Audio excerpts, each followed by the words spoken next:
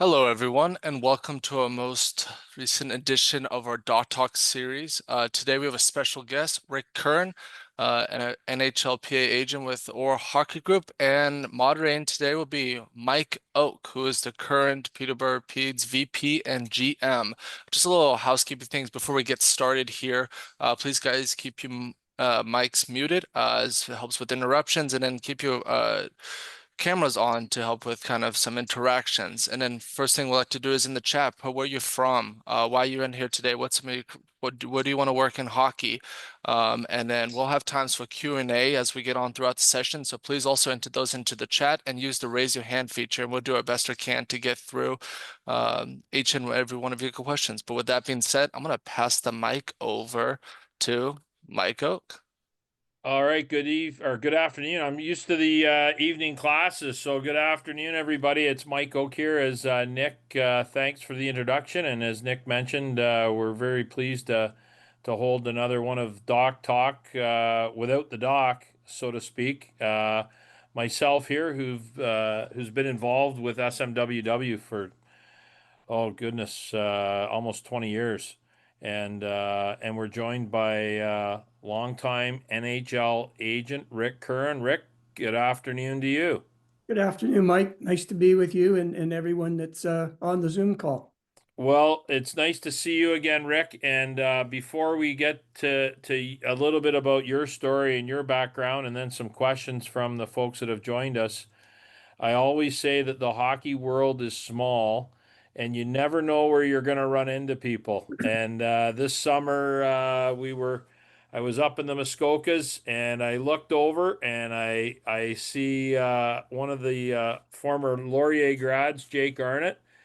And I was going to go over and then I did a double take and I'm like, just a second, I think Rick's with him. So, it's crazy how small the hockey world is, Rick, and just how, intertwined, teams, agents, players, coaches, they all truly are. No question, Michael. It's funny. I always tell people at the beginning of our sessions that a big part of our hockey business is the relationships that everyone have with one another, and how important it is from day one that you recognize that the people that you'll meet, regardless of whatever entry level you happen to get into the hockey business, whether it be junior B, midget hockey, at any level, the people that you meet there from day one, chances are those that are successful, you will run into along the way. And to this day, people that I met within my first couple of years in the business that become so important to me later on, who are actually running NHL clubs. And it all comes back to those first occasions when you get an opportunity to be introduced to somebody. And I try to stress with the class how important it is that you make a good impression and recognize that those relationships will go throughout your career, and how important it is the reputation that you have for honesty, integrity, because whatever it is from day one, it will be that way for your entire career, and you hope it to be a long career in the business. Yeah, absolutely. Well, let's get started. And as we do with either the conferences or, oftentimes when we have guests on, we're going to assume, Rick, you graduated high school. For the benefit of everybody here that may have not had the opportunity to meet you or know a lot about your background, can you share with us a little bit of your story from, post-secondary to where you are now as it relates to the hockey industry? Okay, Mike, I think what I'll do is I'll quickly go through the opportunities that I've been provided, and I'll make it very quick. I got my start in the business while I was in high school. I was fortunate enough to get a job in the very beginning of the Bobby Orr Mike Walton Sports Camp in Aurelia, Ontario, Canada. Bobby was just coming onto the scene. It was 67, 68, and he had purchased Oasis Lodge up in Aurelia, and my twin brother and I had an opportunity to go and work as junior counselors. And that was, as I've alluded to earlier, an opportunity to meet a lot of people in the hockey business. In addition to Bobby and Mike Walton, there were a number of pros that played or that attended that camp. Jim Rutherford, Dale Talon, among others, that eventually went on to not only positive careers, but got involved in the business of hockey. I had an opportunity to work there for 10 years.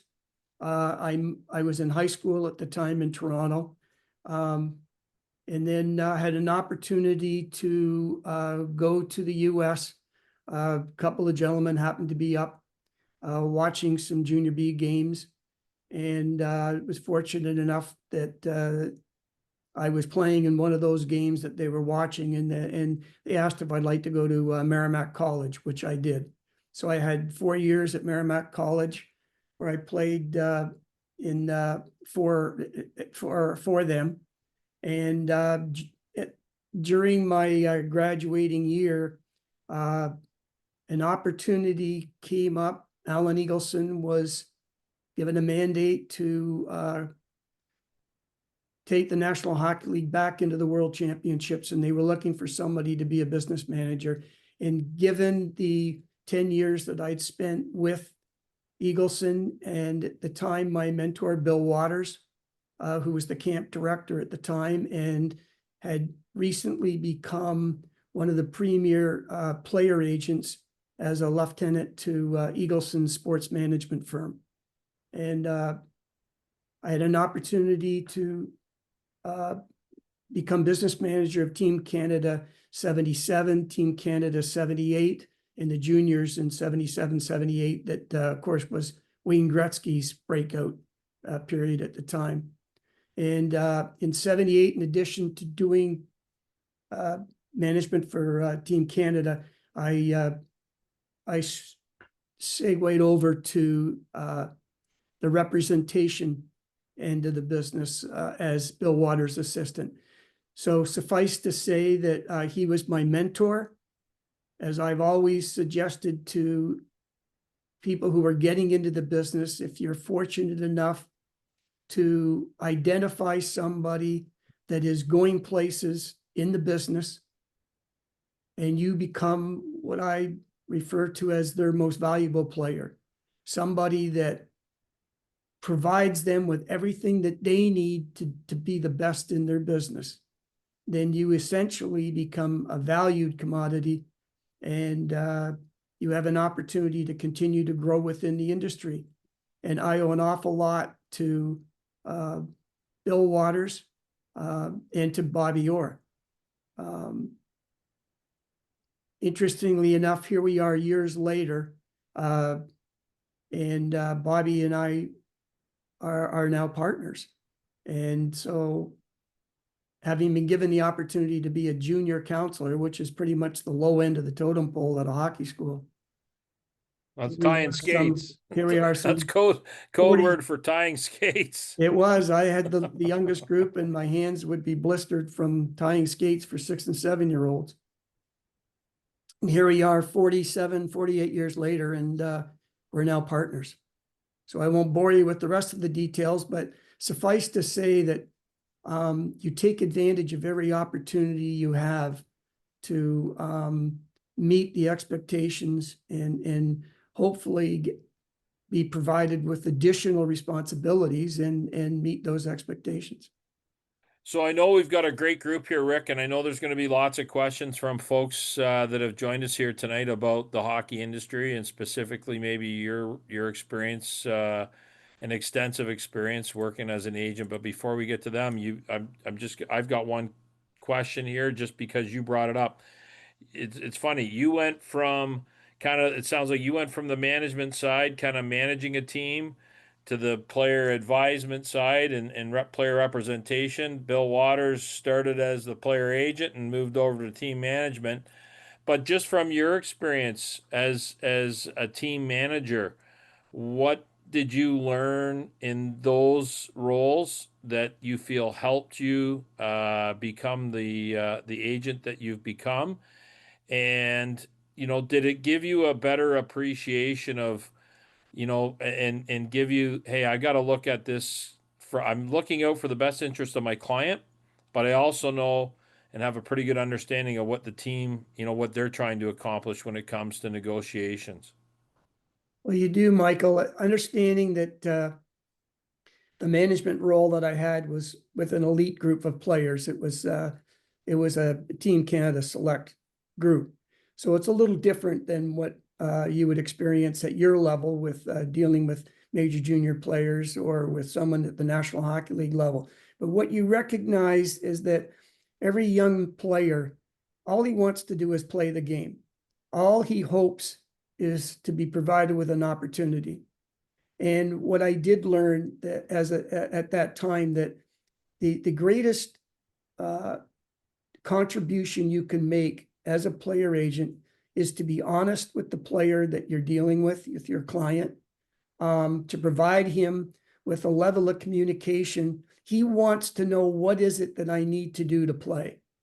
And what you want to do as a player agent is hopefully have a reputation and a relationship, a rapport with management, that you can get that information that you need to be able to provide to the player.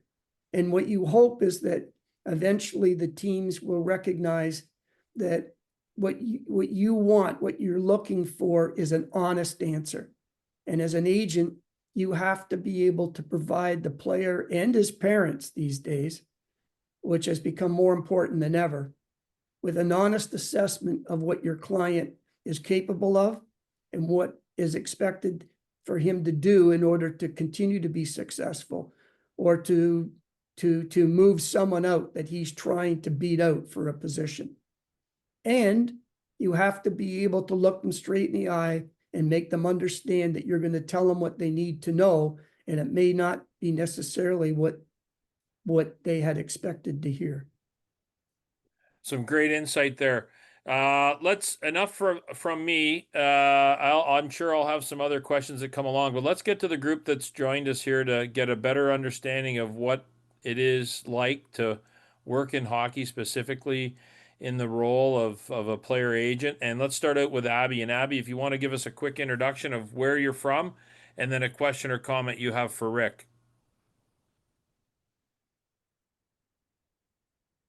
Go ahead, Abby.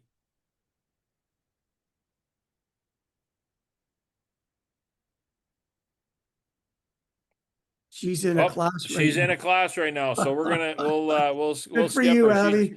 yeah, doing love it, double duty. Let's go to Brett. Brett, let's go to you. Go ahead with a introduction and then a question or comment you have for Rick. So my name's Brett Cox. I'm from Canada. I'm actually an assistant superintendent right now. And my son, though, is graduating from sports management. He's going to school in New York. He's at hockey practice right now. So I've signed up for everything he's going to try to join with as well. So I just wanted to sit in and listen. Been involved in junior and in college for a lot of years, and just appreciate this opportunity. Yeah, where are you located, Brett? Just outside of Edmonton, Alberta. Okay, very good. And so just before we go to Carter, Rick, mentioned about school. A lot of changes recently in the last really 8-9 months as it relates to opportunities for players. Maybe your perspective on, now with the changing landscape, NCAA adjusted their rules so that major junior players would be eligible following graduation from the CHL. Any thoughts and on how that is going to shake out over the coming seasons? Well, Michael, I'll tell you, I just got off the phone with my son, Mike, whom you know.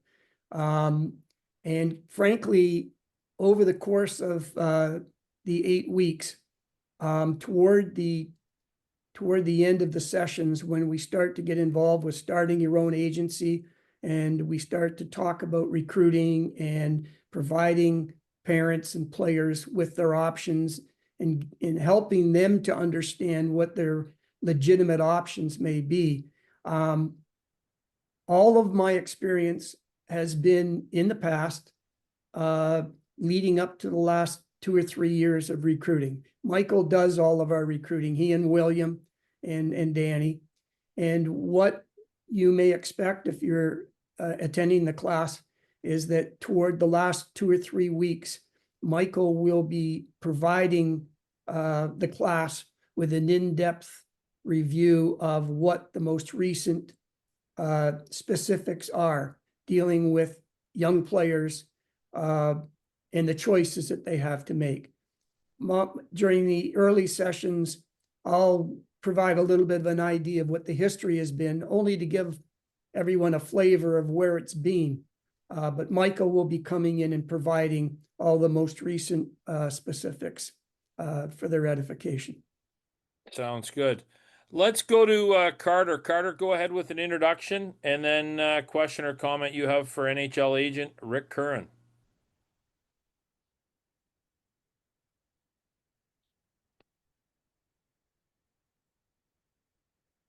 Carter, do we have you there?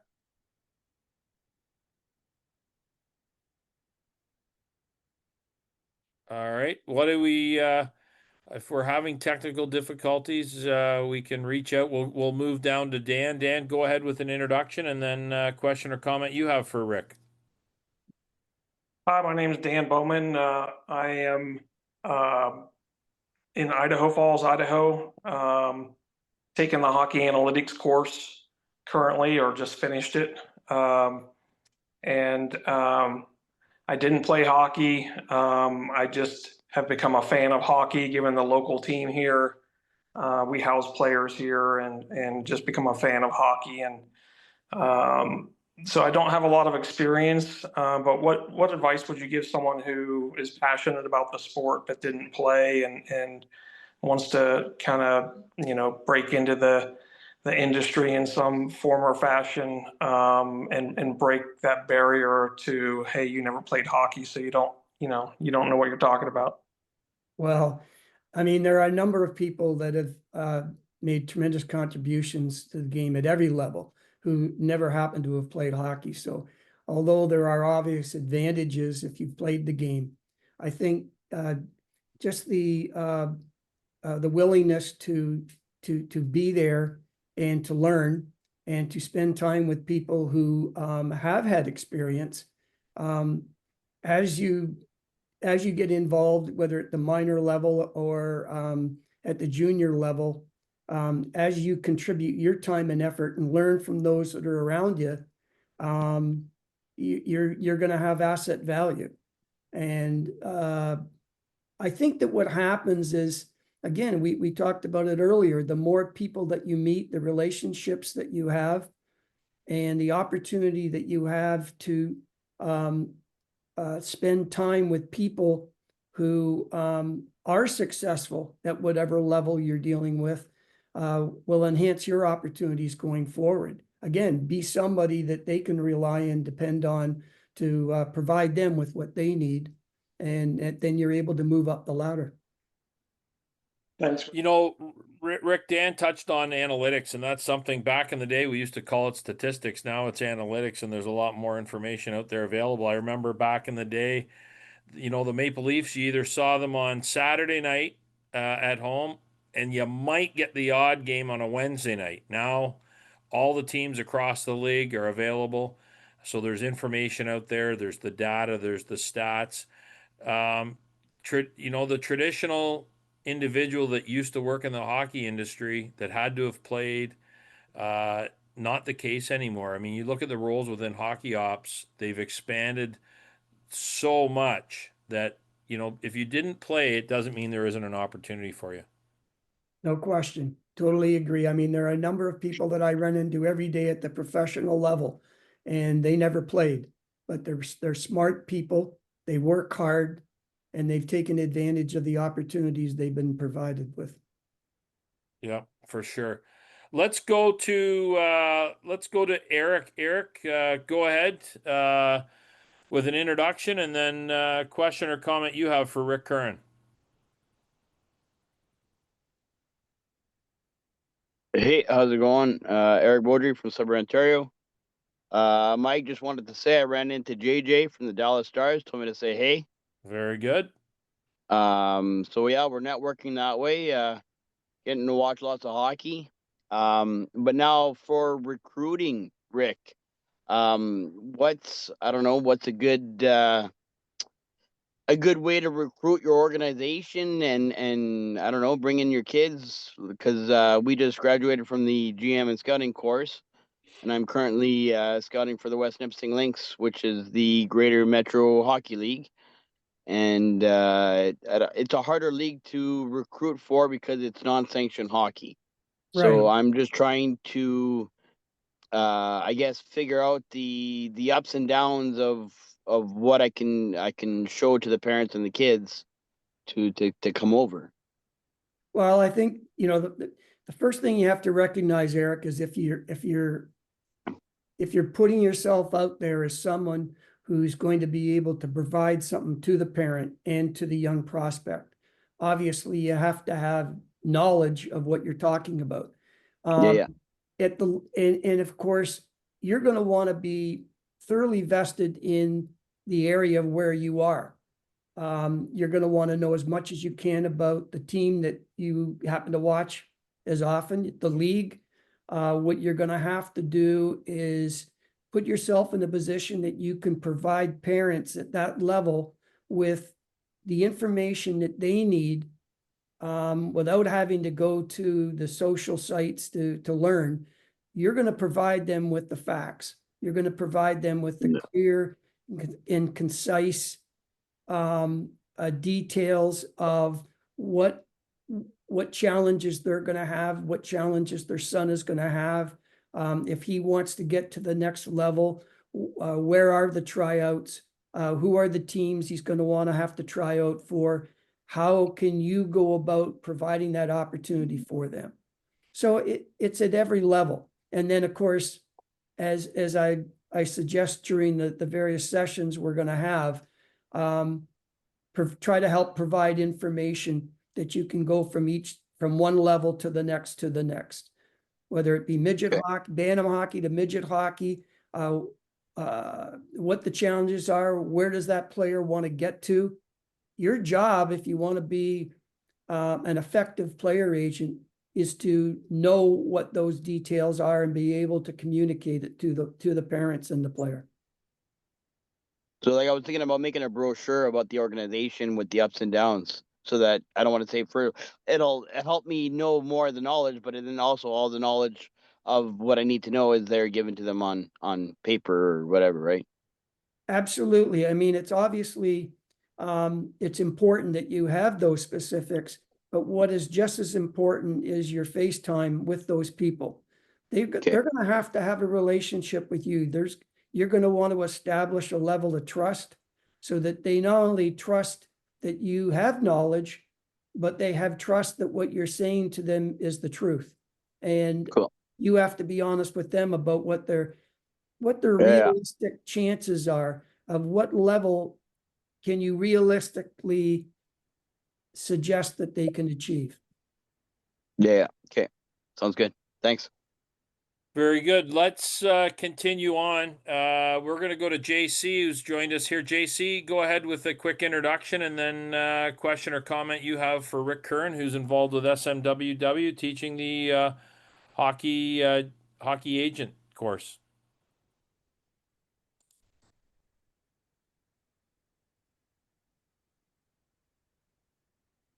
Have we got you with us here, JC? JC might have he might be in class too, Rick. We've got a couple of folks that Sounds are like in we've got a class, so few of them. they're That's all doing right. they're doing double duty. We'll Yep. go to James. James, welcome to you. Go ahead with a introduction and then question or comment you have. Hi, Rick. I'm Hi, a James. pleasure to meet you. I'm a stats student at UNC Chapel Hill, QMJHL scout for Dobber Prospects. And I was wondering, how does somebody best improve themselves to become an asset to an NHL team or an agency like yours? Well, I think that the most important thing you can do is take advantage of wherever you're living, what opportunities are there.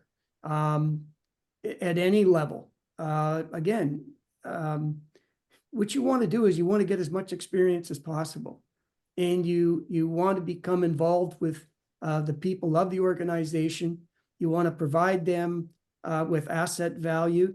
What it really comes down to is when you're approaching an organization, whether it's another agency or a team, you have to show them what your asset value is. You have to be able to provide them with some information where they're sitting there and they say, what are you contributing? What can you contribute to our organization? So before you even talk to them, you have to assess what abilities you have and assess what it is that they may need that you think you can provide them.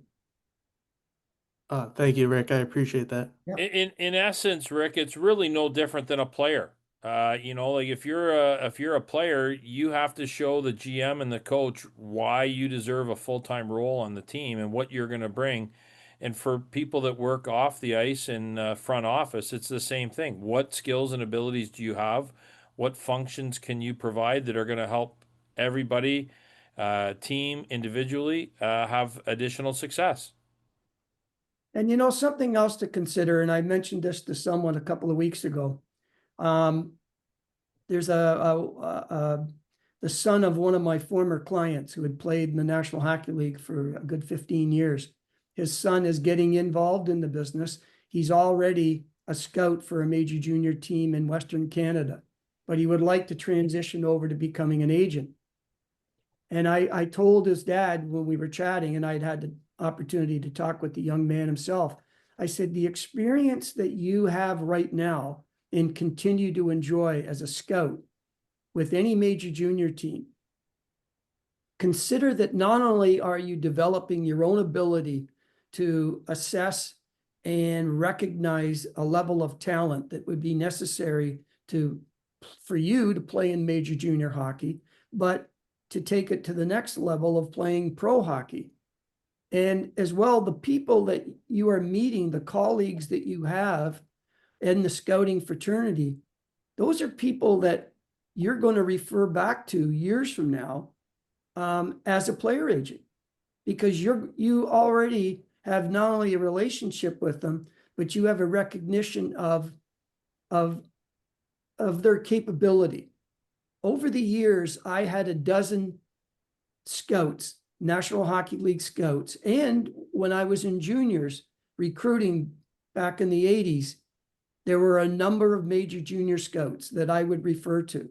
And if I had a dozen scouts that I would spend time with at both levels, obviously there would be 5 or 6 whose talents and history of success would suggest that they're the people that I would listen to and focus on what they had to say to me, the players that they would suggest I should be watching, the attributes of a player that I should be looking for, and the differences of a player that might be a successful major junior player, but not necessarily a successful pro. Those are the things that you learn. And as I was saying to this young man earlier, the people that you meet in those relationships will serve you well in the agent business later on, because you can refer back to them for suggestions and recommendations of players that they should start to look at. Mm-hmm. No, that's some great insight, James. That covers everything for you. Yes, it does. Thank you. I appreciate you taking the time. Good luck, James. Yep. Thank you. Perfect. Let's go to Jarrett. Jarrett, welcome. Come on in. Go ahead with an introduction and then a quick question or comment you have for Rick Curran. Yeah, perfect. Yes, I'm Jarrett. I'm in Alberta as well, kind of close to the other guy there, just down in Ponoka, a little bit north of Red Deer. And I'm just really kind of getting into the hockey scene. Grew up playing in it. Like that was my life for a solid 20 years, right? I got kids that are kind of getting to the age of getting into it now. So I guess that was it kind of got me thinking of getting more involved into it as, potentially a career path down the line. And I guess kind of the big question would be even, as a parent, what are something that you kind of generally see people looking for, as far as insight goes, that you could kind of maybe give them as a player agent to actually help them develop a younger kid into something that would be, effective at the next stage? Well, here's what happens. When I meet a parent, I always tell them, I said, listen, you know your son better than anyone ever will. I will treat your son as if he is my own son in terms of how I will approach him in be honest about my assessment and be able to relay to you the things that you have to be thinking about as you go forward. And you as a parent, if you and I were dealing and when talking about your son, I would have taken advantage of an opportunity to watch him play. And depending on how old he is, making my own personal assessment of his skill level. There are things that I always watch for in a young player. And it's becoming more challenging today than it ever was when I first started, because the players that you're watching are so much younger. How old is your son? I have a 7-year-old, so I'm not really asking like for him as a parent. Sure. I mean more so when you get into kind of the But agent thing even, of, Jared, even if you're looking at, like when I started recruiting in the 80s, I mean, I was looking at a player with the idea in mind, does he have the ability to play major junior hockey or NCAA college hockey? Yeah. That's where it would start. And if you had a group of players that you felt were capable of playing at that level, as time went on, you would assess whether they have an opportunity to get to the next level. So that's kind of how it would be for me. Now, my son, Michael, and the other group of young guys that work with us, they're looking at 13 and 14-year-olds, which is so difficult. It's such a challenge. And what they do is they'll look at the skill level, mostly the skating. When they watch them play, from a skill level standpoint, they watch to see, do they play with other players? Are they more individual? You can't hide certain skill level and talents. After a while, you'll recognize whether they have the mental ability to know the game, to play the game. And once, as a player agent, you've assessed an individual, the next step is to be honest enough, sitting down with a parent, in suggesting where you think a future may or may not be. Now, keep in mind, there's a difference between you approaching a parent and suggesting that you've watched their son play and you'd like an opportunity to sit down and talk to them. That means that you've already accepted in your own mind that this young player has a certain measure of ability and talent. The next thing you're doing is you're taking that next step to approach the parents. Now, that differs from a parent who happens to be standing there and asks you your assessment of the player. And you have to, as an agent, you have to be honest enough to provide that to them. They may need some skating. We had a camp last year, and I had that conversation with parents. I suggested that their son he's a big boy. He has a real keen aptitude for the game. He's smart. He's a good playmaker, but he's an age that his feet, his body has grown so quickly that his skating needs a lot of work. And I told him, I said, if he wants to have any measure of success, he needs to you need to invest some time and effort in power skating. Because regardless of how smart he is, if he can't get there ahead of everyone else, it's not going to do him as much good as it would otherwise. So those are the types of things that you can help. Now, as a 7-year-old, there's not much you could say. If he's a whiz bang, the only thing that I would suggest is I want your name and number, and I'm going to tell you I'll be calling you in another 2 or 3 years. So that's some good advice. And Jared, I trust that covers everything. Yeah, I think so. It kind of just Perfect. comes back to being honest with people to temper expectations, right? Absolutely. Absolutely. Let's go to Jeff. Jeff, welcome to you this afternoon. Go ahead with an introduction and then a question or comment you have for Rick Curran. Hey, Rick, nice to see you again. Jeff, how are you? Good, good.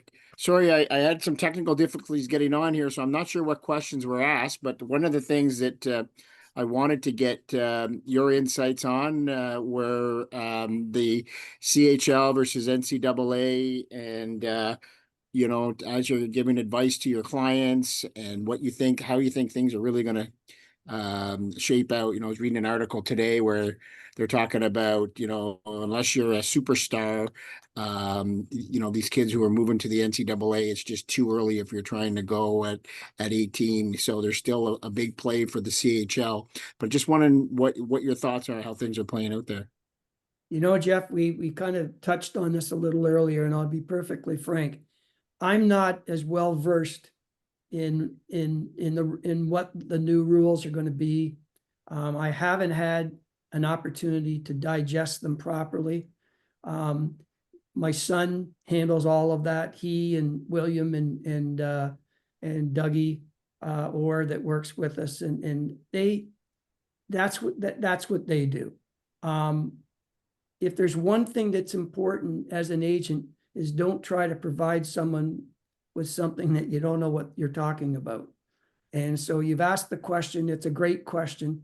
It's something that I just happened to be talking to Michael about recently. He's going to come on within our 8 sessions to talk about those specifics and how important it is to recognize what the advantages and the limitations are of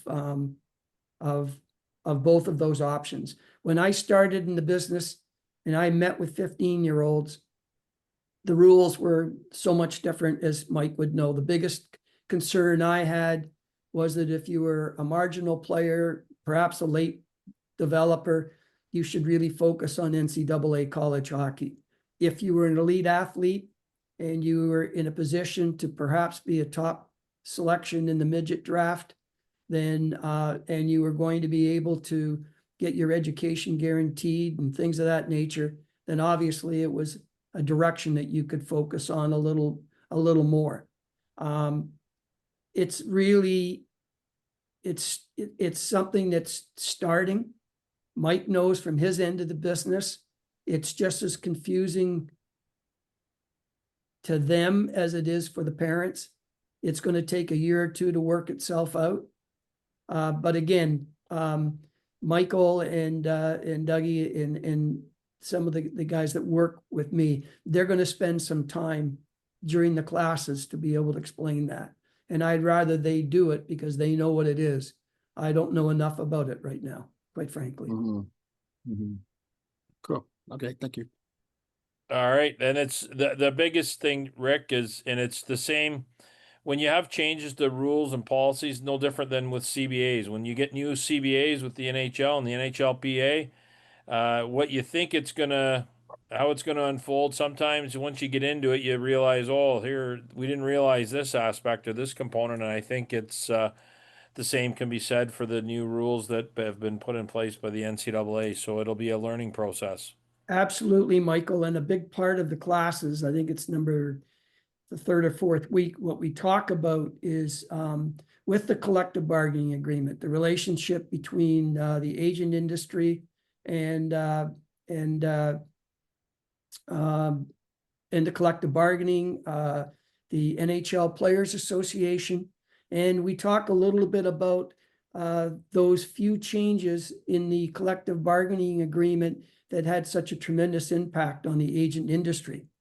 And just as it has in the past and will continue to at the professional level, the changes that are going on right now at the junior and the college level are going to have a net effect.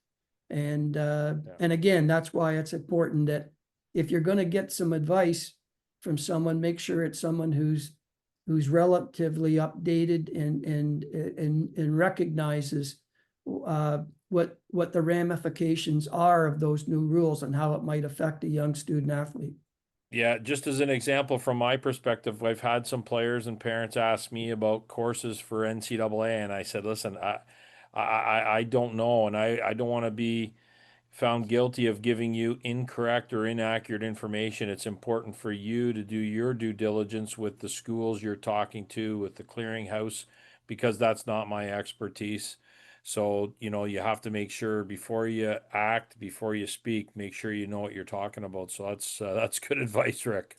Actually, absolutely, Michael. I know that my son Mike just got back from a trip in Ontario, and they had sessions, the agent sessions, where they had an opportunity to hear from the Ontario Hockey League how to manage from the Ontario Hockey League's end on some of these new rules.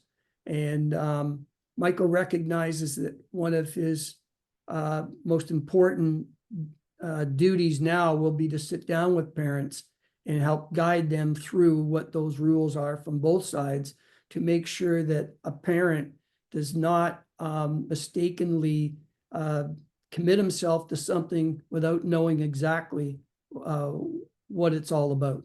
And as a player agent, if that's what you want to become, that's one of your biggest responsibilities, is be able to provide that information. So you better know what that information is. Yeah. Let's go to Jim. Jim, go ahead. Introduction and then question or comment you have. Yeah, my name is Jim Mercer. I'm from Bowmanville, Ontario. I guess my question sort of piggybacks Jarrett's. I was just going to ask you, Rick, as far as being an agent, you're in the people business, you're representing the players, but I mean, there's obvious criteria, I'm sure, when you're looking at a player, but do you look at the character and the values because they're representing you as well? Do you ever take that Absolutely. approach? Yeah. Absolutely. You know, it's a funny thing. I've been asked over the years, you know, what are things you look at? What have I learned? What have I looked at? As a skill level as a player, I used to call it the poise factor. And just to use an example, I remember years ago, I went to see a junior B game, and it was in Whitby, where I lived at the time. And I was watching a young player, and what I realized is that I saw him right away. And after 2 periods, I thought, geez, this kid's a hell of a player. I was aware of him, but I'd never seen him play. And what I realized as I was watching the game is that he was 2 years younger than everybody else.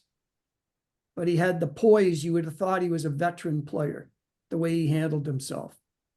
And you just knew when you looked at him that he had this ability.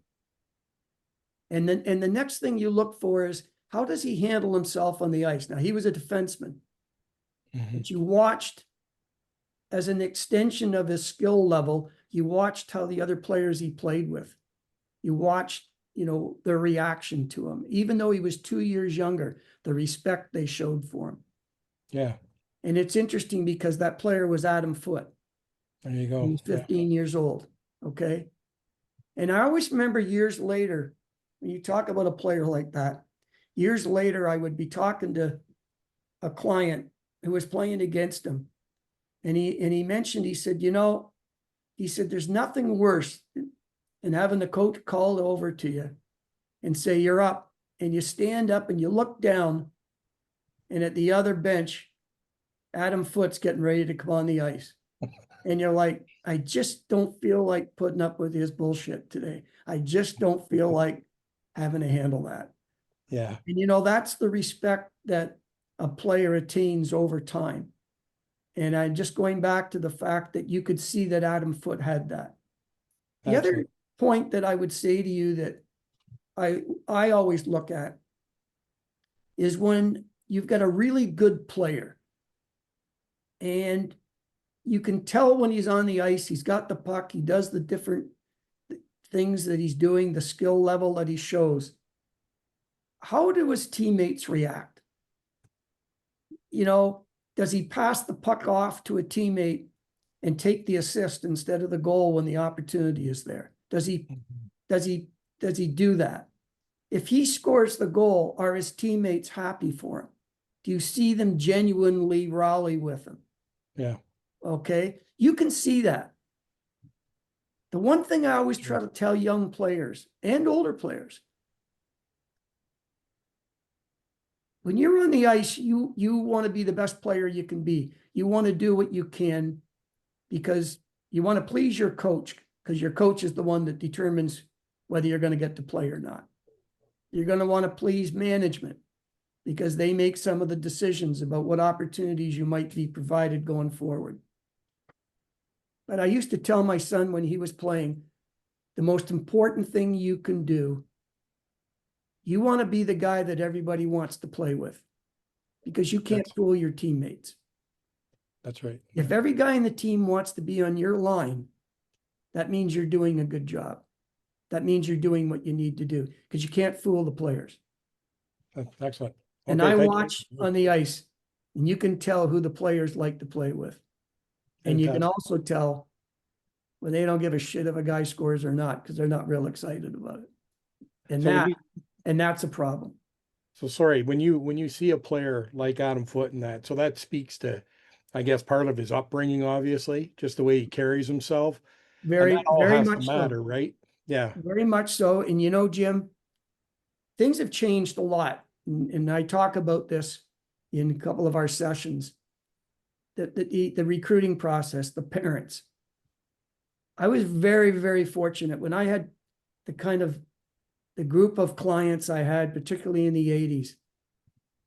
And people would ask me, Jesus, how did that happen? I mean, how were you fortunate enough to have such a great group of young players?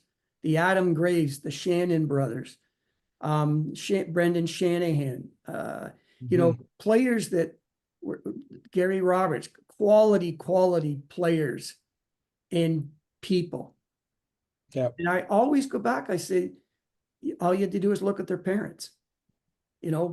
Paul Corson and John Marchman were two of the toughest people I've ever met in my life. Okay. If you think Brian Marchman was a tough player or Shane Corson was a tough player, all you had to do is meet their dads. Okay. And if you meet people like that, they were so damn honest, it was scary. And Yeah.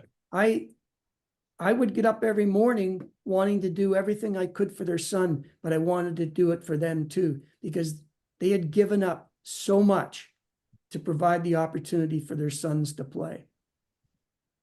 And I mean, it's a little bit of a long-winded No, that was response excellent. to your Thank you. question, but it encompasses everything that's so important when you're recruiting. And Yeah. I have to tell you this too. I miss that. I miss those parents. I miss the loyalty that they showed in those days. I miss the dedication and the sacrifice that they made for their sons to be successful. Okay. Interesting. Thank you very much. Yep. Some great insight in it. The times have changed, definitely, Rick. A little different. You're dealing with a different group, and as that happens, you have to sometimes adjust. So, but you don't want to compromise your values and your morals. That's for sure. Let's go to Ken. Ken, go ahead. Quick introduction, and then question or comment you have for Rick. Awesome. Thank you, gentlemen. My name is Ken Dahl. I'm in Calgary, home of the Flames, and just down the road from the Oilers. Love hockey. Been watching since I was knee-high to a grasshopper. Played to midget, and that's as far as I got. But anyway, still follow and love the game. I'm a long-time experienced financial planner, and while being an agent would be a great gig, I would like to work with agents. And I know, and Rick, I'm sure you'll attest to this, these players have thousands of people after them to invest their money and invest in different opportunities and so on. And I characterize that as the offensive side of the financial industry. You want to grow and expand your wealth and build your money and all that, and that's the offense, and you certainly need that, and that's very important. But I work on the defensive side. I do not manage money. I help people protect their money and build lifelong income. And this came out of working with a current NHL player whose father was an investment advisor. He brought me in as the planner to build a lifelong plan for his son to make sure that he would have lifelong income. So I see, correct me if I'm wrong, but I really see a void on the defensive side of financial planning. In the last few years, 8 NHL or former NHL players have had to declare bankruptcy, and in addition to being incredibly sad, it's totally unnecessary. And so I'm really asking, do you think there's a role for somebody who would work with players or with it through their agents to help them protect their money and make sure that they have money forever and that they don't go and get into dangerous situations like that lead to bankruptcy? Absolutely, Ken. Let me just share with you very quickly some stories. When I first started in the business, Eagleson was our boss, and then in 1980, Bill Waters and I left Eagleson and formed our own company. At the time, we had a full financial management service. That was contract negotiation for 3% and financial management for 2%. And we offered it to all of our clients. When I bought Bill Waters out, when he flipped tables and went to the management side with the Toronto Maple Leafs, the first thing I did was I got rid of the financial management. I felt that if I recruited your son, I was providing him with what I felt I could contribute to his well-being as a player agent, level of communication. But I felt that there were 4 or 5 very capable financial management people. And I felt it was important that just as they had interviewed 2 or 3 different agents, they should have the opportunity to interview 2 or 3 different financial management people and accept who they were most comfortable to work with. Because the level of communication, I don't have to tell you, the level of communication between that financial manager and the parents and the player and the player's wife becomes the most important part of that whole relationship. So we would have no financial interest from whomever they chose as their financial manager. What we would do is sit back and we would provide them with 3 or 4 people to meet with, and they had good reputations, and we knew we weren't endorsing any one over the other, and we received no money or payment whether that client chose them one way or the other. But that also allowed me the opportunity that if I could sniff out something that I didn't like, I could call them directly and say what's going on. If I felt all of a sudden a player was spending money where he shouldn't be, and I recognized that it was heading, I could call that financial manager and put him on the spot and say what's going on. And I would say that the biggest challenge was the wife, was getting them, they would be on a budget, and getting her to recognize that the money that they had as 24 and 25-year-olds, it would not necessarily be that type of income when they're in their late 30s or 40s, depending on the ability of the player. And it's not what you were making, it's what you're spending. I don't have to say it to you, you know. But in answer to your question, the biggest challenge was the level of communication and helping to make those people realize that the income that they were receiving would not last forever. And it was important to have people outside our agency be able to provide that. And even today, you know, I've run into a situation where I've had to sit down with a guy and say, you have to change your spending habits. And the other end of it is, more often than not, if there's somebody that's running amok financially, his playing ability, you can usually see it in his playing ability because he's out doing something he shouldn't be doing far too often than he is, and it's affecting his ice. That's another side of it too, that I think there's an opportunity to have what I would call a financial coach for the teams. They have all kinds of psychologists and nutrition. Well, the clubs people. are doing a much better job of bringing Yeah. people in, but Yeah, the individual player still has to. Yeah, how would I break into this just to not take too much time? But how would I get referrals Well, I think from agents? I don't know. I don't think it's an opportunity now to talk about it, Ken, but No. but if you happen to be part of the program, I'd be more than happy that we can take some time and talk about that when I talk about opportunities for members of the class. Awesome. Well, we'll do that. Thanks, Rick. Yeah, Appreciate just it. remind me when the time comes, for sure. Yeah. We've had a great 55 minutes. I'm going to go to Madison, and then for the others that we haven't got to, I think we've probably getting to the point where maybe we're going to be asking some of the similar questions before we wrap up. So if anybody below Madison here alphabetically and you haven't been called upon and you have a specific question that hasn't been asked, raise your hand and we'll get to you before we close out tonight. So Madison has already agreed to bypass her. I think she's got some barking dogs, but it sounds like she's enjoying the session here. We'll go to Naomi, and then after that, if you have a question, use your hand, and then we'll get to you. So Naomi, go ahead.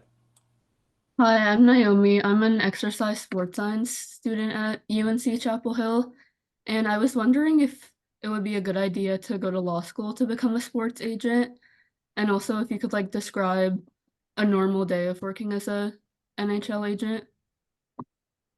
Naomi, I will tell you that when I started in the business, before I started in the business, I had aspirations to go to law school. I never had that opportunity. Okay. Without getting into the specifics, when I was in my senior year at college, the opportunity to become business manager, Team Canada in the business presented itself and I grabbed it. At the same time, my son, Michael, he did go to law school, and he was fortunate enough to spend time with me in the summertime while I was going through contract negotiations. He would be there. He learned the business by being there in the room, listening to my conversations, being part of helping prepare notes and things. But he made the decision to go to law school, and it was a good decision. I think it teaches you discipline. I think that there are a number of attributes to the legal profession that lends itself to being a player agent. I know that he handles certain situations differently than I do. I'm not going to say whether it's better or not, but it's certainly better for him.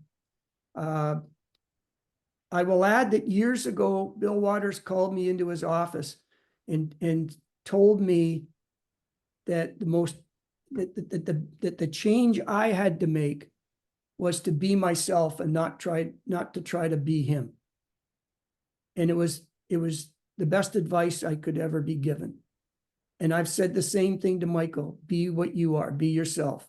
So he has a certain discipline. In answer to your question, I definitely think that any experience you can have at law school will do you well. It doesn't guarantee success as an agent, but it certainly couldn't hurt by going to law school. Very good. Let's go to Rick. Rick, go ahead. You got your hand up. You got a question for another Rick? Go ahead. Yeah, sure do. I'm Oh, from there he is. How are you, Rick? North Bay. Hi, Rick. How you doing? Good, thank you. It's actually been a pleasure. I've actually had both of you guys as instructors. Mike, way back in 2007 in the hockey agent course. It's pretty cool to have you guys. My question is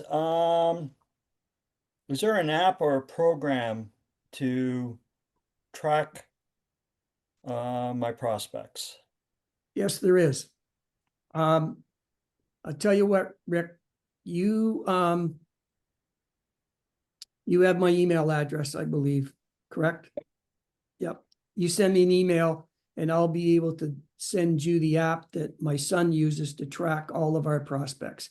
I can Okay, look every morning on, it's not an app, it's something I go online, and I can tell how each client, every morning, Bobby, my partner Bobby Orr and I, we have a conversation between 7 and 7:30. He's already been up at 5:36 because he gets up early. And by the time we talk, he knows how every client we've had, how they've played the night before, what their ice time has been, plus minus, and in some cases, their time on ice. So it's a wonderful program, and I'll send that to you, Rick. Fantastic. And you're going to be up to Primetime Sports? No, I'm not going to be able to make that trip, quite frankly. Oh, okay. Not this year. Yeah, All right. Say hi to Bobby. I will. Nice to see you again. Thanks. All right, let's get to Sander. Sander, go ahead. We've got 4 more questions here, Rick, and then we'll wrap up. So, Sander, go ahead.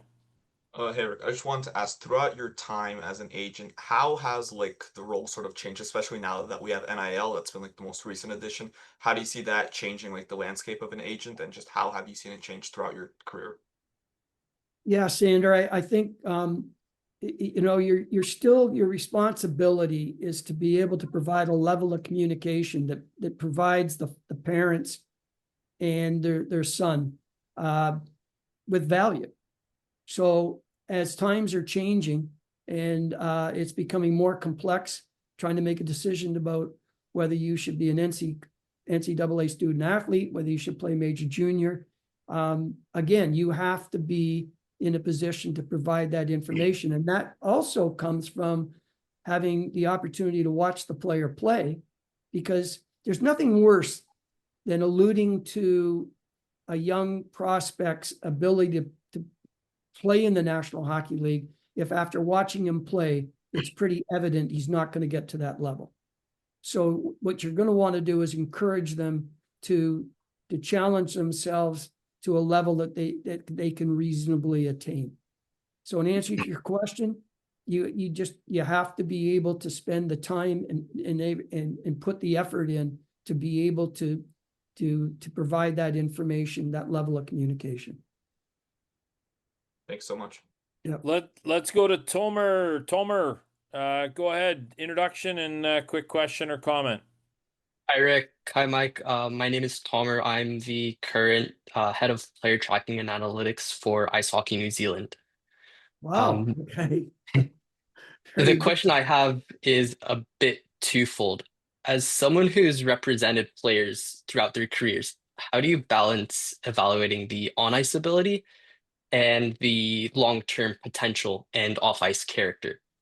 And then from a career perspective, what advice would you give to someone early on in scouting who wants to build the same kind of sustainable path and reputation that you have? Well, as to the first question, you know, it's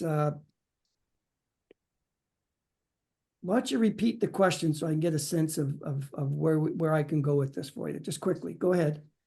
How do you balance the player's on-ice ability with the long-term potential and character off-ice? Okay, so what you want to do when you first start watching them, and again, it depends on how old they are.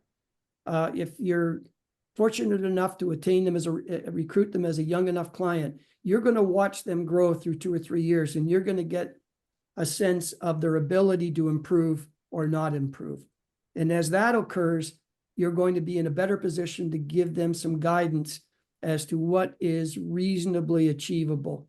What level of hockey should they reasonably be able to challenge themselves with? And then you have to be honest enough with them to give them that information. And they have to be able to accept that for what it is, which again is a whole other issue, because there are too often that you tell people what they need to know, but because it's not what they wanted to hear, they're not willing to listen. And that obviously presents a problem. And the character, well, it lends itself to any business. The character of a person, their ability to listen, and their recognition of respect for the advice and guidance they're being given. That's all part of it as well. So, Thank you. yep. All right, let's go to Andrew. Andrew, introduction, quick question or comment. Hi, my name is Andrew. I live in New York. I took the how to become an agent course back in 2000, I believe, right around there. So I've been a hockey agent for about 5 years now. I've reached a certain level, but I was wondering just to get some advice how to kind of break through. I've gotten as far as the East Coast. Very, a little bit of experience with the AHL, but how do you take that next step? Anything that would be helpful to try to get over the hump? The quick answer, Andrew, is if you've been successful enough to attain some clients, you have some clients, what you would want to do is you would approach a company, a current company, and you're walking in the door and it's your opportunity to present to them how you can bring value to their company. If those clients you've recruited have value, they can play. They have the potential to play in the National Hockey League. They have the potential to sign a professional contract. That's what you're bringing to the table. That's really what it's all about, is bringing value. We're approached daily from different people with asking for opportunities, and we don't do internships. And so I honestly just say to them, look, you bring us a young client who's capable of playing, and you show that, and we recognize it, then you could be part of our operation, but you have to bring value.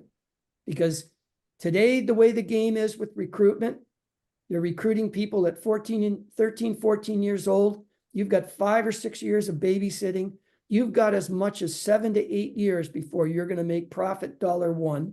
And there's no guarantee that 14-year-old will ever provide profit $1.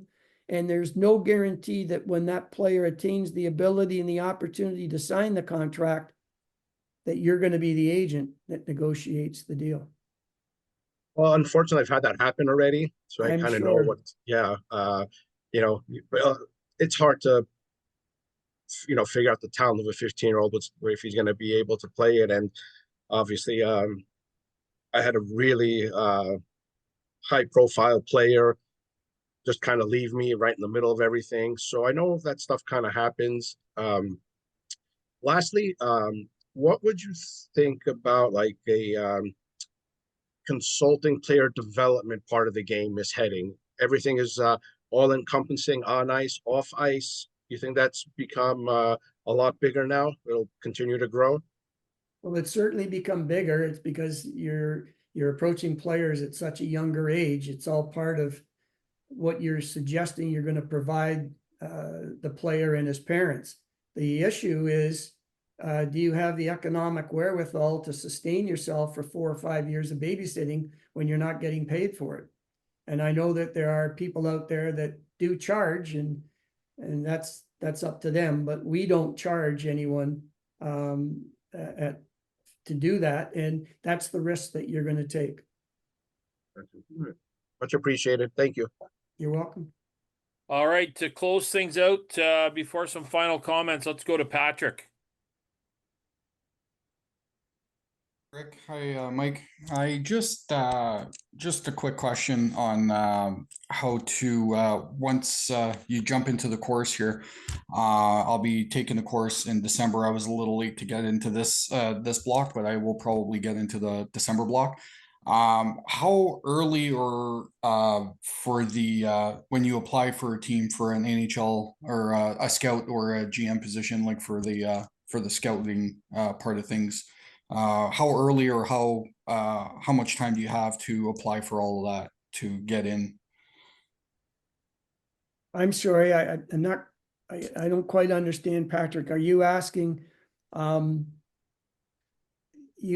because there's no age, I wouldn't suggest there's an age. I think what happens is if you, regardless of whether you're getting into scouting or you want to be an agent, what you want to do from day one is get yourself involved in the local hockey area and take advantage of whatever opportunity presents itself.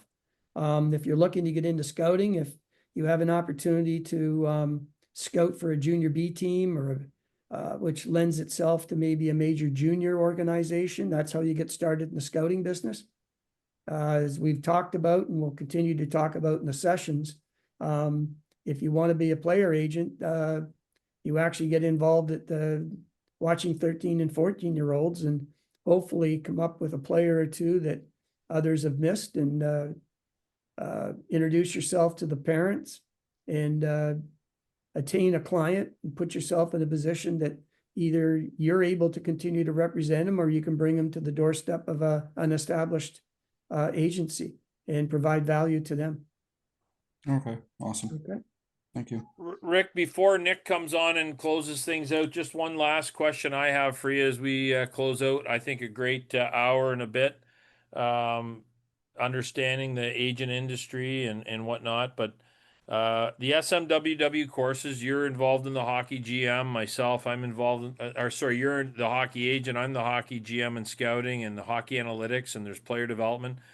And also the conferences. Maybe just talk, you're somebody that's joined the SMWW family a couple of years ago.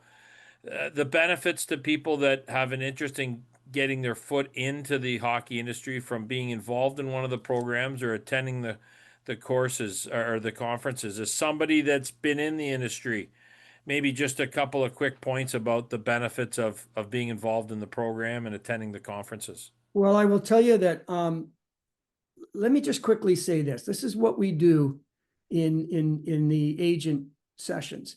We talk about the attributes necessary to be a successful agent. We go through the history of the agent business. We talk about the history of the Players Association, from Eagleson all the way through to Marty Walsh. We talk about the transition of that history, the relationship with the PA, how it's contributed to the agent industry and makes you a better agent. They create the CBA is the fabric of our working environment. We focus on the changes that have taken place over the last 40 to 50 years. And we talk about client recruiting, and we try to talk about all of those areas. And what it lends itself to is that I've had people that have attended my sessions and then have also done the coaching sessions, the scouting sessions, every opportunity that you have to become involved in the hockey industry, regardless of what level it's been and what area, all will enhance the possibility of success in staying and working within the hockey industry. As I will allude to in some of our sessions, there are a number of people that worked in management that became that's crossed over to the agent business. There are a number of Players Association employees that became agents or worked in the management. There are a number of agents who have now become part of the management business. So the relationships, the crossovers are all critically important. And any experience that you can have with one class and knowledge that you attain will only enhance in your opportunity with anything else that you might want to be involved in. Perfect. Rick, that wraps it up for you and I. Great seeing you again. It's hard to believe that we're well into it here with the major junior and juniors minor hockey started, but the NHL wrapping up the preseason. The games get for real here next week. But great seeing you, and look forward to seeing you at the rink here over the course of the winter. And that wraps it up for you and I, and we'll pass it over to Nick and the SMWW crew. Thanks, Michael. And the only thing that I would add for those of you that are interested in taking the course, there's two facets. There's the course, the sessions that you're given each week. But if you really want to get something out of it, try to attend our Zoom session. The more people that are involved, the interaction, the questions, the stories, I think that you really get the true benefit of the course itself if you're able to attend those weekly sessions. Nick, over to Awesome. you. Awesome. Thank you, Mike and Rick, and thank you for both of you for taking time out of a busy day to be with us and share your valuable insights. We definitely do appreciate that. With that being said, I'm going to bring on Mikkel, one of SMWW's career advisors. So, Mike and Rick, if you guys want to stay, you can. If not, you guys are free to go. Mikkel is one of our career advisors, and we're here today to answer any more questions you guys have about what SMWW has to offer, whether it has to do with the classes, the degree. We have sponsorship degree programs and the conferences as well. So, Mikkel, talk a little bit about that. Yeah, well, first of all, thank all of you guys for joining our session today. Hopefully it was very insightful. I actually took one of the soccer agent courses back in 2015, and coming from a career as a pro soccer player and now a full-time agent and also being a sports career advisor, and I also teach some of the soccer courses here. I think one thing that's really important for all of you guys to understand is networking. Networking is key to gain your knowledge, but also to become successful, right? If your network is big, guess what? You're gonna have a big book of business, right? But also for you guys that want to become agents, whether it be in hockey or any other sport, you're as good as your client.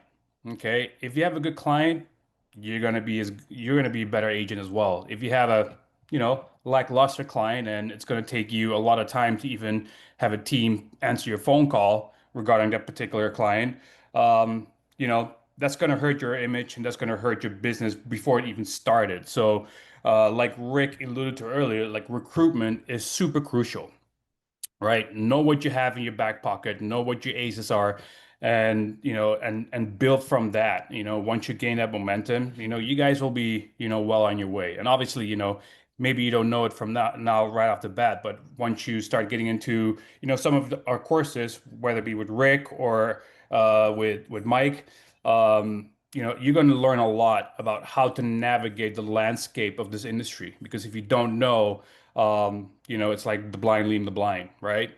And that's what we are here for, right? So if you have any questions, if you want to become successful within the business, take one of our courses, get familiar with our program, but also get familiar with the industry because you don't know what you don't know. And for some of you guys want to, get your master's or doctorate degree, we do have a program, a CUC program as well that can help you tremendously. Maybe you don't want to go to law school, but you do want to get your master's or your doctorate in sports management or sports leadership. We do offer that as well. Yeah, and kind of going off of that, there's no one size fits all model. Everybody comes from different places. Some people's were players and got in that way. Some people are more analytical and they got in that way as well. And I know we had a question that wasn't able to be answered previously, but Mikhail, you can also help out with this as well. It's like what are mistakes that that you see in like young professionals, and what's the best way to break into hockey or in any sport in that sense, and how to avoid it. And I know for personally, what I would say is when you're going through down the line, a lot of people need to figure out, I need this, I need this, I need this, and I need this, and I need this. There's nobody like you. You have your own background, you have your own story. That's what makes you unique. And using that to your best advantage. If you're a personable person, go out there and network, get it. You can have a really big network that way, and maybe you're going to be more of a face-to-face type of person and being able to pivot roles that way. I mean, there's many examples of people going in, I want to be I want to be a agent. And then they get into the working like, maybe this isn't right for me, but I've gained a lot of connections. Maybe I want to be more of a scout inside because in order to be agent, you kind of have to be a decent scout. So then you being able to pivot and not just, fall flat on your face based on trying to drive forward towards this one direction. Not saying that that's not a wrong approach, but this the ability to be able to pivot and take what opportunities present you, like Rick was saying earlier. I mean, that's what's going to really make you special, make you shine, and be able to get you to the place where you need to be able to get to. And obviously, like having like with the networking stuff that SMWW does is we have you guys do informational interviews. It's a great way for you to be able to go out there into the industry and connect with these high profile people using the SMWW name, using Rick's name, using Mike's name, and being able to say, hey, can I get 10 minutes of your time? And then you end up getting 45. I mean, I've taken a couple courses and I've asked for 10, 15 minutes and I've gotten at least 45 minutes on both of those. And these are guys who are directors of research and development for an NFL team, a managing scouting director for, you know, a baseball team as well. And there's many other examples, and it doesn't just hurt to ask. So, do you have anything to add on that, Mikhail?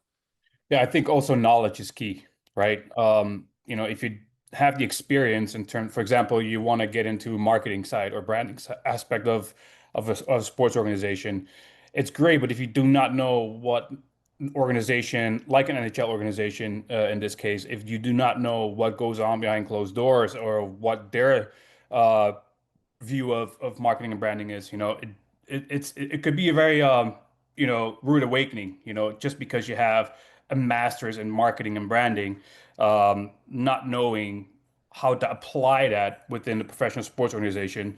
It is really important. And you know, obviously we teach you, we do have these courses available for you, but that's not just with marketing. As an agent, as a scout, as you want to work in the front office, analytics, right? You know, analytics is there's so many opportunities in sports analytics because not everybody loves the analytical side of sports, right?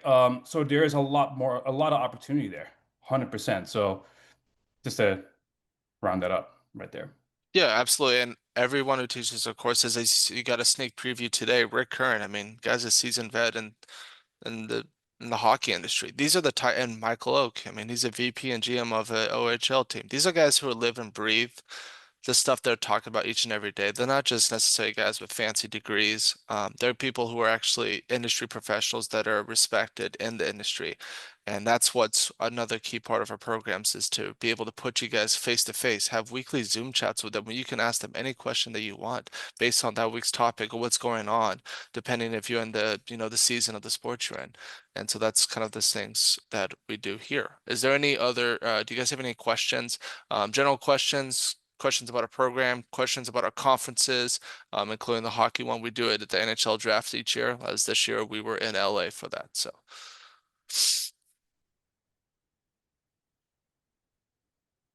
Any questions, guys?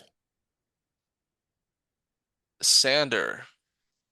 I guess the only question I would really have about that is there any sort of like scholarships or something I can apply for to help reduce the cost of programs? Because that's really the only thing that's sort of in question for me.